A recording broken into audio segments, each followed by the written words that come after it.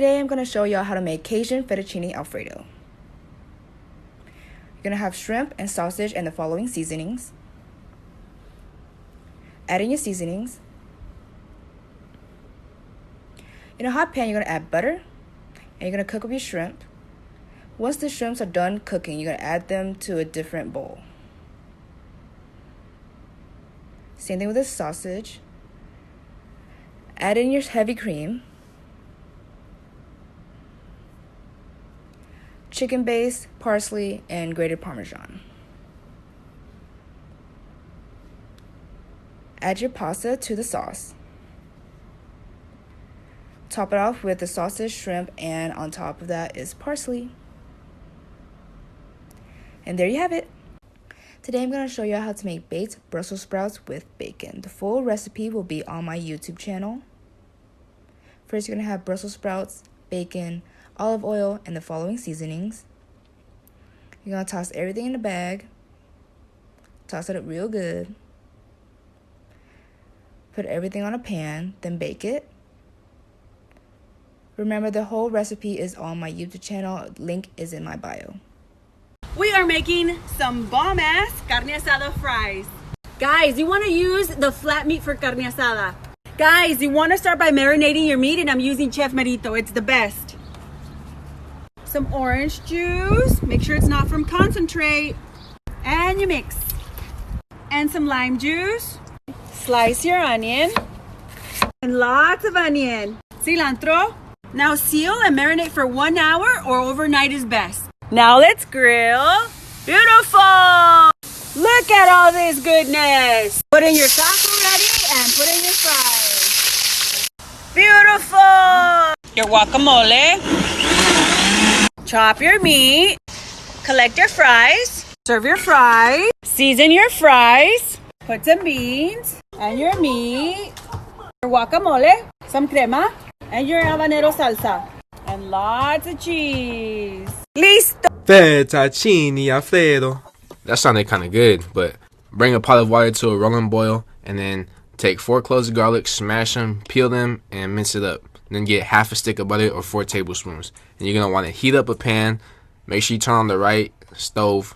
And you're going to want that to be on a medium high heat and let that melt down for a little bit. Then add 2 tablespoons of olive oil and then add the garlic. Let that all melt together and add a cup of heavy cream. Mix that up. And then once the water becomes a rolling boil, salt it, add a large pinch of salt, and then add about 8 to 10 ounces of fettuccine. And then salt the cream with a little bit of salt and pepper. You want to be able to part the Red Sea with it. You want to see the bottom of the pan. And then add 2 cups of grated Parmesan. Mix that in there. It's going to become hella thick with like 4 C's. And then add all the noodles. You want to bring some of that water in because the sauce is hella thick. So then you're going to mix that up and the water is just going to thin out the sauce. And that's it really. Yes! Bacon, lettuce, and tomato sandwich. BLT. Start with iceberg lettuce, slice it up, and get heirloom tomatoes. It looks ugly, but bro, these are so good. It tastes like steak. I kid you not. I freaking bring one home from Whole Foods because I work there just to have my family try it, bro. It's hella good. Now get thick cut bacon, fried up, crispy both sides. I was going to do more. You should probably do more, but I can only fit 4 on this small ass pan, so that's just what I did. And I didn't want to do another batch. Onto sourdough bread, 2 pieces, butter, both sides. Go ahead and put it on there, toast it up. Now we're going to spice it up with a little spicy mayonnaise. Mayonnaise and some hot sauce. I used some Louisiana. I wanted to use Tabasco, but it was going to be $10 for a fucking bottle of Tabasco at the store. And then put the lettuce, the heirlooms. Heirlooms is key. Some more hot sauce. The bacon laid on there nice and neat. And honestly, just top it. And honestly, I never eat BLTs, but this shit was fire. Yes, Pizza check. Nice and risen. A little oregano. After you smooth out the dough, nice. Little grated cheese. My vodka sauce. Oh my God. This is the first time I ever made pizza with vodka sauce, but we'll see how it comes. Should be good, right? Cut up the mozzarella nice and small. This way it melts nice and even all through.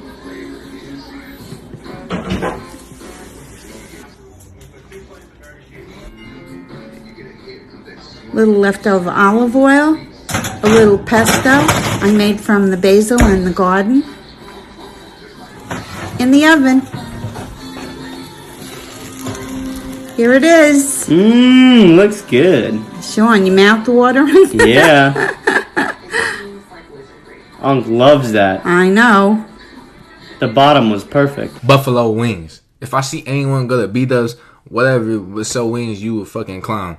All these wings right here only costed $10. If you went to B-Dubs or something, that shit would cost like $25-$30. Season it with a little bit of salt and pepper, and then get the oil ready. You're gonna want a lot because we're gonna deep fry these. Then into a pan, you're gonna put about half a cup of Frank's Red Hot and about 3 tablespoons of butter. And you're gonna let that all come together, and that's gonna make the buffalo sauce. Then you want the oil to be really hot. You want to see a lot of bubbles around the chopstick. Throw in the wings. You want to do like batches. You know, you don't want to overcrowd. And make sure you wear a shirt when you frying anything because the oil will be attacking you like crazy. You don't want to get that burnness. So take some carrots and go ahead and chop them up into little sticks, matches, whatever you want to do. And then take out the wings after about 15 minutes. You want to flip them halfway through.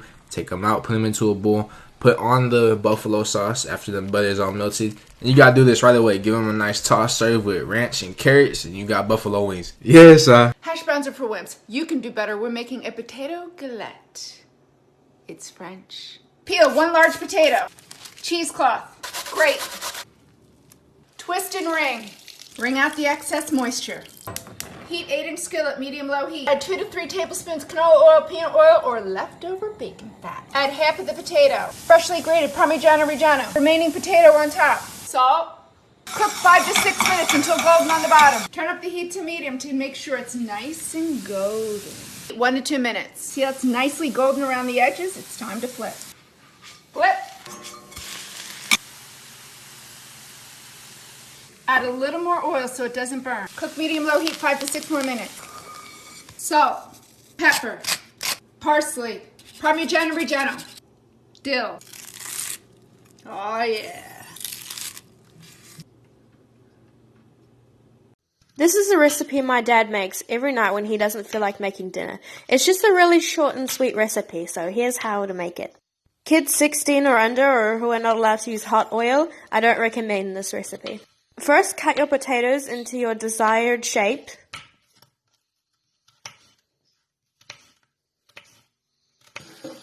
Then rinse your potatoes once again.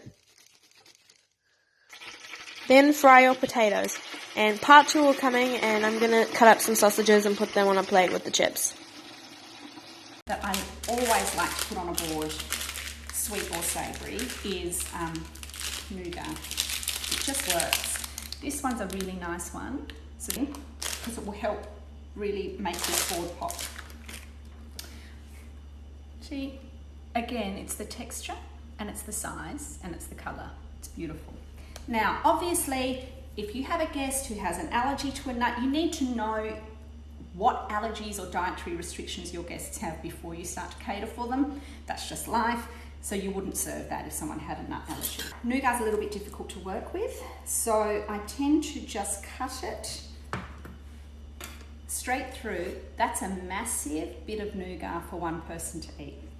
So I tend to cut that again because you don't want someone shoving all of that in their mouth, because I tend to do that just as I'm talking to someone and then I've got this massive glob of nougat in there and that's all awkward. That's a Friday night fish and chips. Snapper, slapper. Pat her dry. Wrap her, set her aside. Spuds. Slice them, soak them, simmer them, drain them, cool them, slap them in the freezer.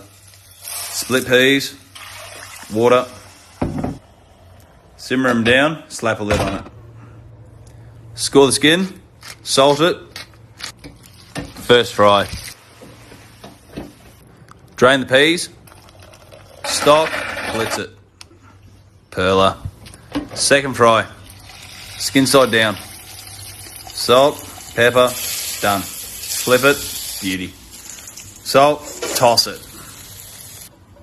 Plate it. Perler. Shot it. Easy leftover omelette. So in a small pan I melted a little bit of butter and then I put 3 eggs, used a spatula to combine it and let it sit for maybe a minute, and then I added my ingredients. There was like leftover sausage, tomato, bacon and cheese. You have to put like heaps of cheese in.